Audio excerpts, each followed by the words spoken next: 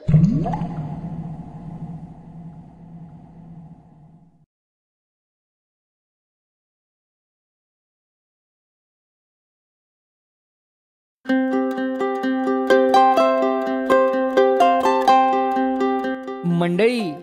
चतुररावचा तुम्हाला नमस्कार. आज आपण जलसंधारण या विषयात महत्त्वाची भूमिका बजावणाऱ्या CCT म्हणजेच कंटिन्युअस कॉन्टूर ट्रेंचेस म्हणजे सलग समतल चर यांच्याबद्दल माहिती घेणार आहोत. CCT म्हणजे सोप्या भाषेत सांगायचं झालं तर कंटूर रेषांवर खोदलेले चर. हे का खणायचे? तर भाऊ, हे चर म्हणजे साधेसुधे चर नाहीत बरं का. हे CCT नावाचे चर कंटूर रेषांवर असल्यामुळे वाहत्या पाण्याला आणि गाळाला उत्तमरित्या अडवतात.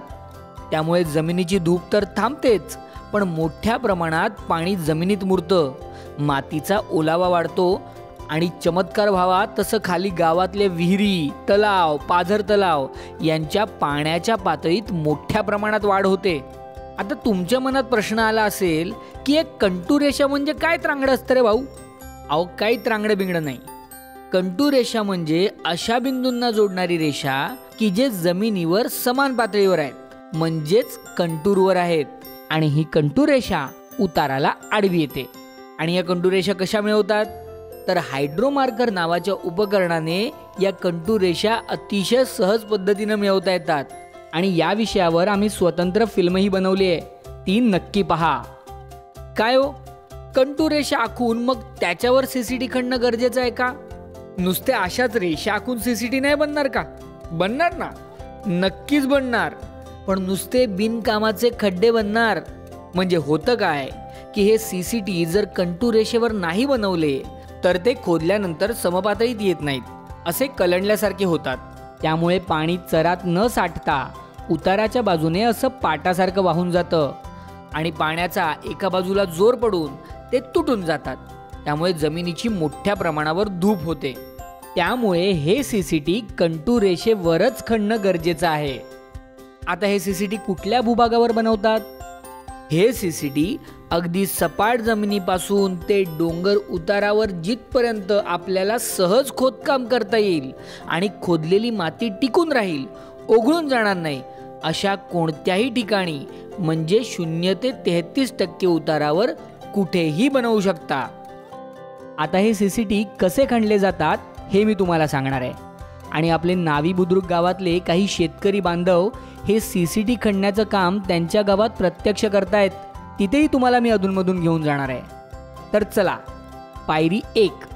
सर्वप्रथम ज्या भूभागावर CCT बनवायचे आहेत तो भूभाग निश्चित करा आणि त्याच्या साधारण मध्यभागी व उताराच्या दिशेने आकृतीत दाखवल्याप्रमाणे एक सरळ उभी रेषा फक्कीने मार्क करा.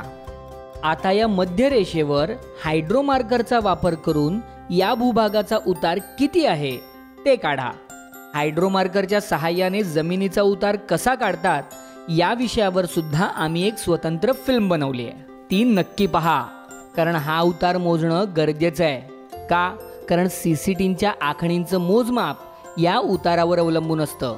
लक्षात ठेवा, या मध्य रेषेवर साधारण 50 मीटर अंतरानंतर जमिनीच्या उतारामध्ये लक्षणीय फरक होऊ शकतो. त्यामुळे जर काही मध्यरेषा 50 मीटरपेक्षा लांब असेल तर सलग उतार न मोजता 50-50 मीटर अंतराच्या टप्प्यांमध्ये ही उतार मोजण्याची प्रक्रिया करावी. पायरी 2. आता या भूभागाची डावीकडची सीमारेषा आकृतीत दाखवल्याप्रमाणे फक्कीने मार्क करा. पायरी 3. आता आपल्याला या रेषेवर सर्वात वरच्या बिंदूपासून खालच्या बाजूला जात मेजरिंग टेपच्या सहाय्यानं ठराविक अंतरावर काही बिंदू फक्कीने मार्क करायचे. हे ठराविक अंतर या भूभागाचा उतार किती आहे यावर ठरवलं जातं. तेव्हा या तक्त्याकडे लक्ष द्या. उतार जर 0 ते 4% असेल तर अंतर असावं 10 मीटर, 4 ते 8% तर अंतर असावं 8 मीटर, 8 ते 15% असेल तर अंतर असावं 6 मीटर आणि 15 ते 33% असेल तर अंतर असावं 4 मीटर. आपल्या उदाहरणात भूभागाचा उतार 9% असं मानूया. तेव्हा हा भूभाग 8 ते 15% या गटात मोडतो. त्यामुळे आखलेल्या सीमारेषेवर फक्कीने 6 मीटरवर बिंदू मार्क करा. पायरी 4. आता हायड्रोमार्करच्या सहाय्याने या प्रत्येक बिंदूतून जाणारी कंटूर रेषा आखून घ्या. निश्चित केलेला भूभाग उजवीकडे जितका पसरलाय तिथपर्यंत लांब या कंटूर रेषा आखून घ्याव्यात.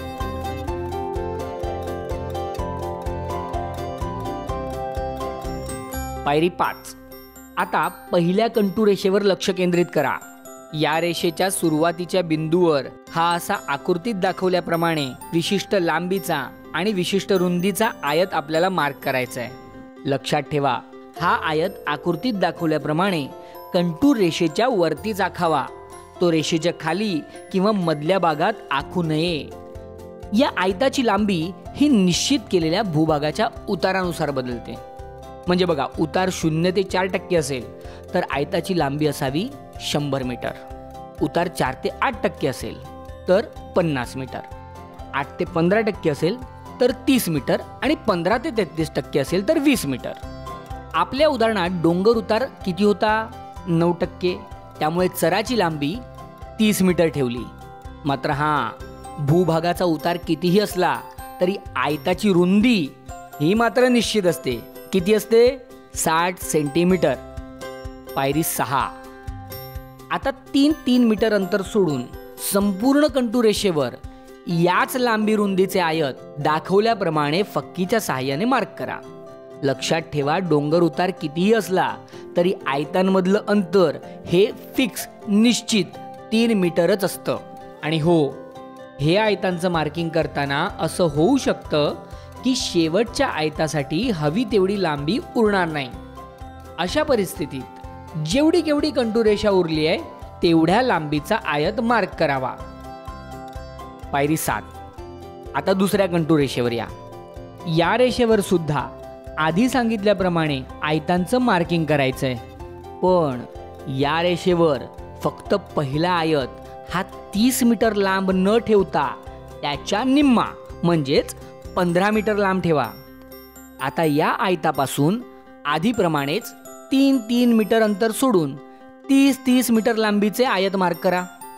आता या तिसऱ्या कंटूर रेषेवर इथे पहिल्या कंटूर रेषेसारखाच पहिला आयत हा 30 मीटर लांब आखा आणि मग उरलेले आयत 3 मीटर अंतर सोडून 30 मीटर लांबीचेच मार्क करा. आता या चौथ्या कंटूर रेषेवर इथे दुसऱ्या कंटूर रेषेसारखाच पहिला आयत हा 15 मीटर लांब आखा आणि मग उरलेले आयत 3 मीटर अंतर सोडून 30 मीटर लांबीचेच मार्क करा. आणि मग या प्रक्रियेची पुनरावृत्ती करत जेवढ्या कंटूर रेषा तुम्ही आखल्या आहेत त्या सर्व कंटूर रेषांवर दाखवल्याप्रमाणे आयतांची आखणी करा. या आयतांची आखणी अशा पद्धतीनं का केली जाते? उत्तर फार मजेशीर आहे. काय होतं, हे खड्डे आकृतीत दाखवल्याप्रमाणे तयार केले तर त्याचा फायदा असा होतो की वरचे खड्डे भरले की त्यातून खाली येणारं पाणी आणि गाळ खालचे खड्डे अडवतात. त्यामुळे खूप मोठ्या प्रमाणात पाणी आणि गाळ अडवला जातो. आणि जर हे खड्डे आपण एका खालोखाल सलग पद्धतीने तयार केले तर नुकसान काय होईल? बरोबर, वरचे खड्डे भरले की त्यातून खाली येणारं पाणी आणि गाळ खालचे खड्डे थोडी अडवू शकणार आहेत. ते सगळं खाली वाहून जाईल आणि ओघळ तयार होईल जी मोठ्या प्रमाणात मातीची धूप करेल आणि आपण केलेली मेहनत वाया जाईल. पायरी 8. आता मार्किंग पूर्ण झालंय तेव्हा मंडळी आपल्याला हे आयत खणायचे आहेत. हे खणण्याचं काम तुम्ही मनुष्यबळानं किंवा मशीनच्या सहाय्यानं करू शकता. आता सर्वात पहिला आयत 30 सेंटीमीटर खोल खणून घ्या. 30 सेंटीमीटर नंतरही जर मऊ माती मिळाली तर अजून 15 सेंटीमीटर खोल म्हणजेच एकूण 45 सेंटीमीटर खोल खणायला हरकत नाही. खणताना जी माती निघेल त्या मातीची एक ताल या चरापासून खालच्या बाजूला 15 सेंटीमीटर अंतरावर दाखवल्याप्रमाणे तयार करा. या अंतराला बर्म असं म्हणतात. ही ताल तयार केल्यामुळे पाणी आणि गाळ अडवायला अधिकची मदत होते.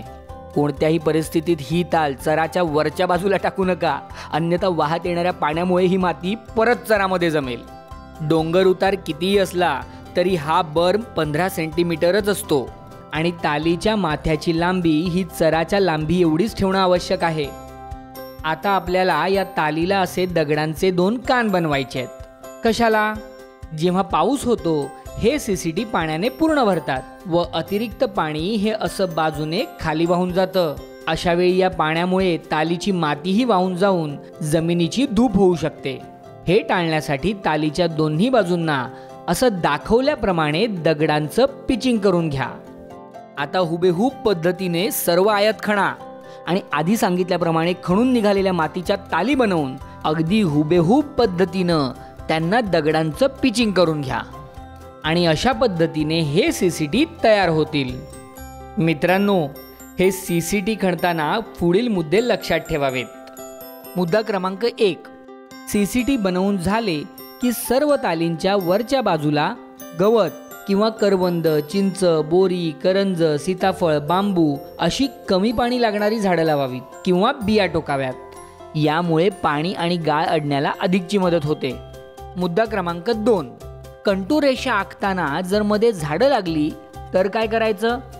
कंटूर रेषेची आखणी चालू ठेवायची, पण प्रत्यक्ष चर आखताना आणि खणताना झाडाच्या दोन्ही बाजूला 2-2 मीटर अंतर सोडावं आणि मग खोदकाम करावं. मंडळी, हे साधेसे वाटणारे सीसीटी नावाचे चर काय चमत्कार करतात माहितीये? बघा, एक 30 मीटर लांब, 60 सेंटीमीटर रुंद आणि 30 सेंटीमीटर खोल असलेला सीसीटीचा चर साधारण 10 पावसात 54,000 लिटर पाणी स्वतःच्या उदरात साठवतो.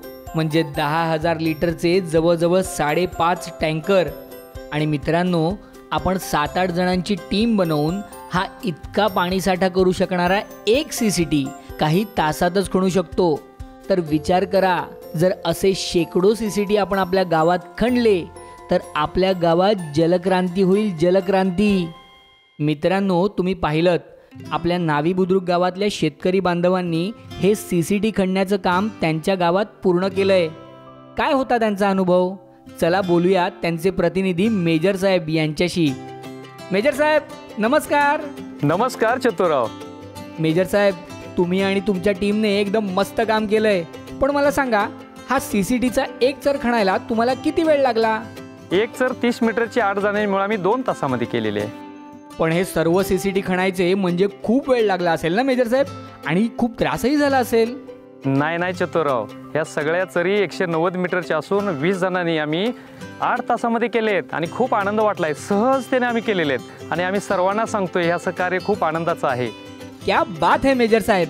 तुमचं काम पाहून आणि तुम्हाला झालेला आनंद पाहून मला पण खूप आनंद झाला. खूप खूप धन्यवाद. नमस्कार. नमस्कार चतुरराव.